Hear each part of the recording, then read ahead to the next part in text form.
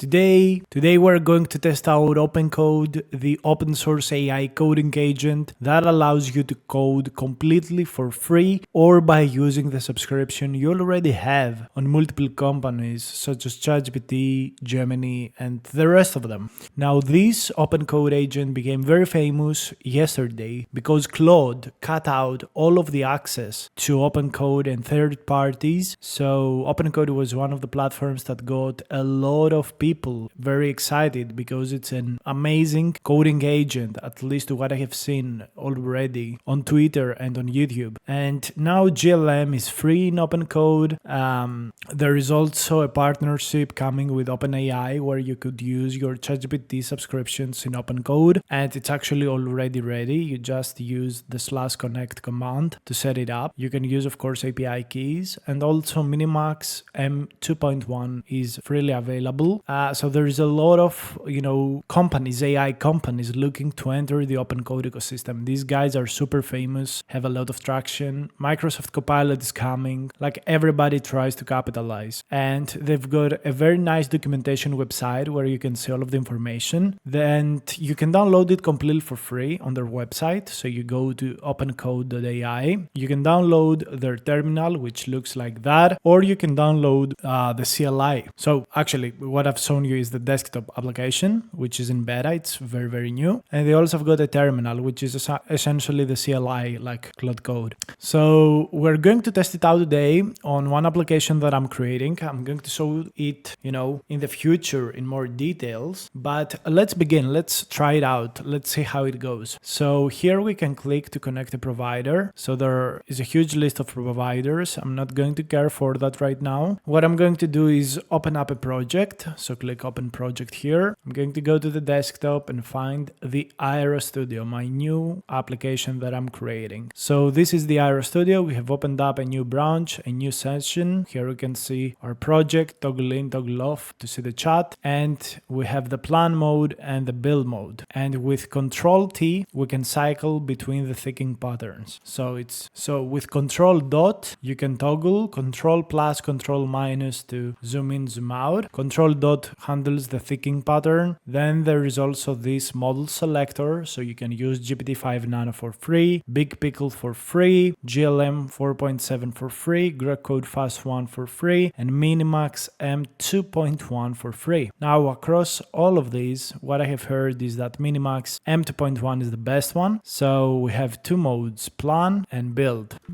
One of the powers of this application is that you can select multiple providers and models. You can go through multiple agents. You can set up rules. You can set up MCP files. You could literally do so many things. And it's pretty insane how many things you can create. It's pretty amazing. It's very customizable. There you also have agent skills, which you can do. As we've shown in the Gemini video, the Gemini CLI, they have the project configuration skill, and they also got a global configuration skill. I usually don't use any extra stuff because I really believe that these models by default are super great, and I always work on different projects, so I'm not going to care for that. So we have opened up our project. I'm going to begin by understand my code base and tasks first. So I want the agent to go through my code base, get a little bit of an understanding of what I'm trying to do before we begin. I'm also going to show you the application, and we're going to try and develop 2 or 3 features. So that's gonna be interesting. Okay, so let's see. It understood that we're creating a desktop application that uses story of Rust, Next.js, FFmpeg for encoding, and it also understands the pending tasks. So an audio visualizer that shows random data and not real values. This is very true. We have a webcam placeholder that's a mock placeholder, and we also have an audio mixing that is not complete. And finally, there is a minor bug at stream.play. So before we begin with everything, I'm going to ask it, run the code first. So I first want to show you what we have created already. I used anti-gravity to do this. So I want to see if it's able to run the commands, and it seems like it's able to. So it runs everything, finds cargo, so cannot find files. That's interesting. Probably it gets access to a different CLI than the one that has the dependencies, which is kind of interesting. Something super interesting is that if you click here on the chat, you can see the exact context. The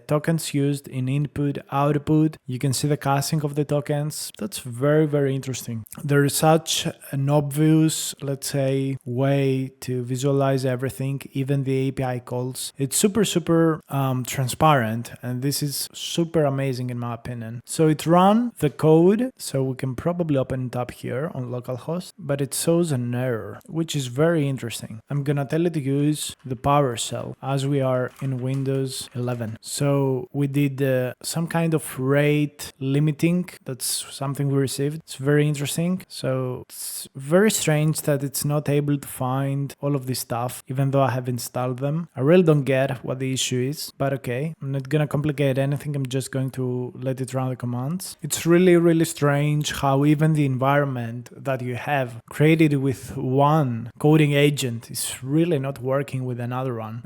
This is really fucked up. Tech is really fucked up. And I'm telling you, as a programmer, it shouldn't be that way. We should have already, after so many years, fixed these super simple issues. Like, what the fuck is this shit? So we tried to run the code and there are multiple issues. This is interesting. So duplicate function, wrong recording state, and some other inference issues. So yeah, fix the compilation issues. So let's see if the agent is actually able to work on our code base. I use Rust programming language for the backend functions. So it's not going to be an easy request. And we can see here the thinking pattern, exactly how it's going to work. However, I really like how it really identified the issues. The question is, were these issues real or did it hallucinate? So yeah, the reasons are real. So it's good. It seems that already it's doing a good job. There are some warnings here, which I don't really get. Why the fuck do these warnings exist? But okay, just going to let the agent run and we're going to come back. So as we can see, the agent is doing some kind of strange work because the files are changed simultaneously with other stuff, which is strange. I really like how everything is integrated inside the chant interface, so you can see the exact changes done on the code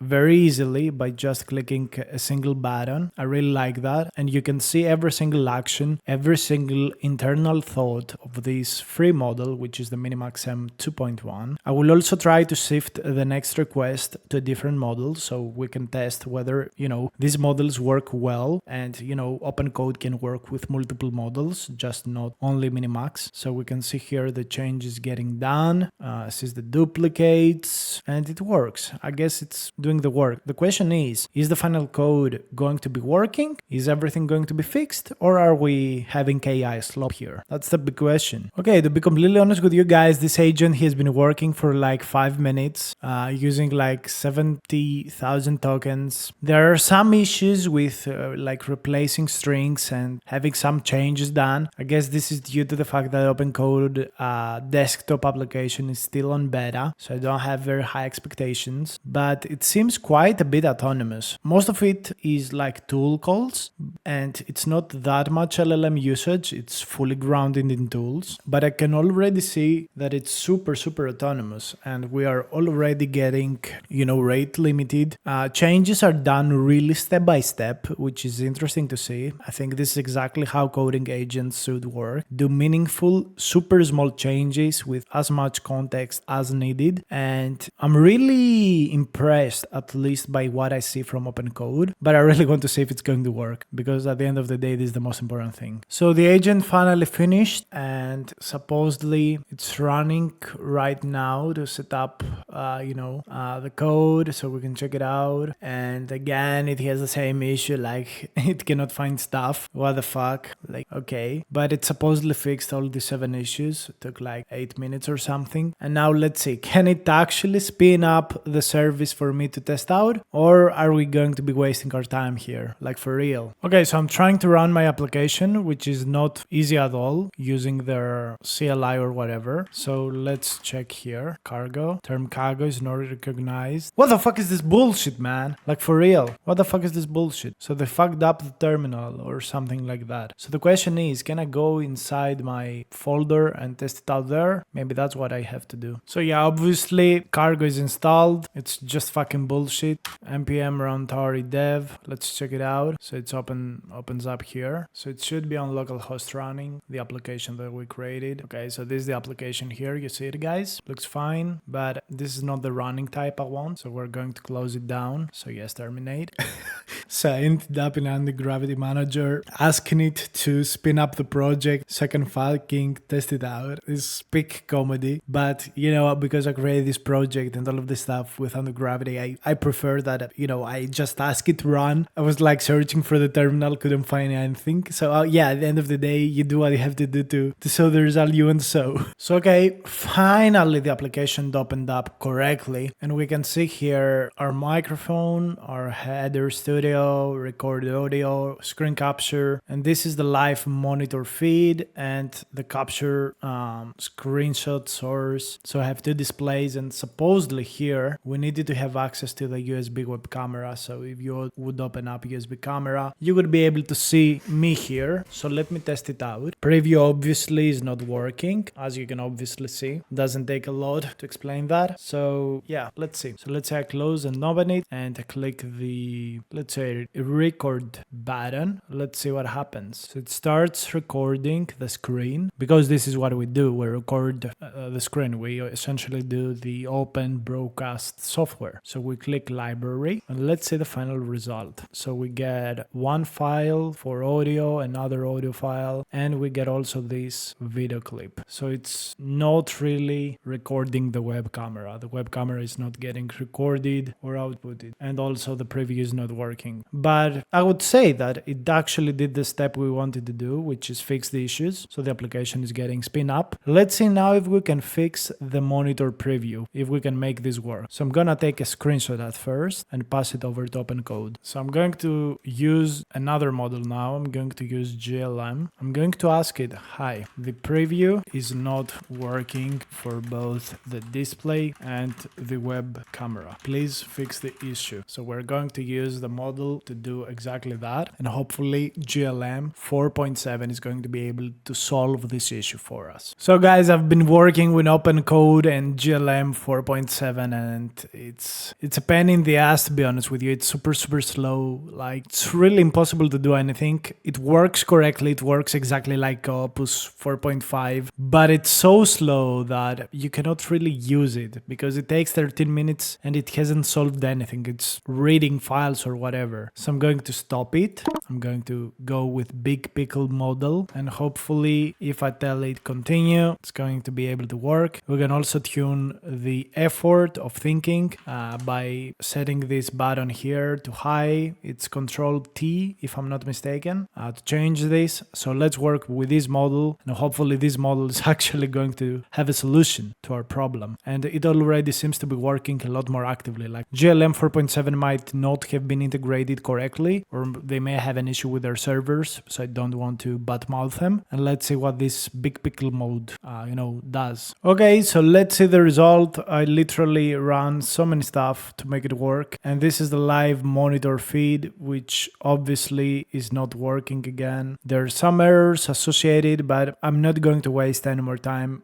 I prefer to go and sleep. But yeah, the solution really is not working, and I find that OpenCode is not very well integrated, at least on this desktop version with Windows. So at this moment, it's not bad. It's nice that we can have access to free models and a new application. I think there is a lot of potential for this. However, what I would say is that right now Anti-Gravity is like by far a lot of a better option. Like with their manager and all of the things it has, it's really miles ahead of what OpenCode does. But for an open source project with not huge backing and funding, it's a very nice and good step.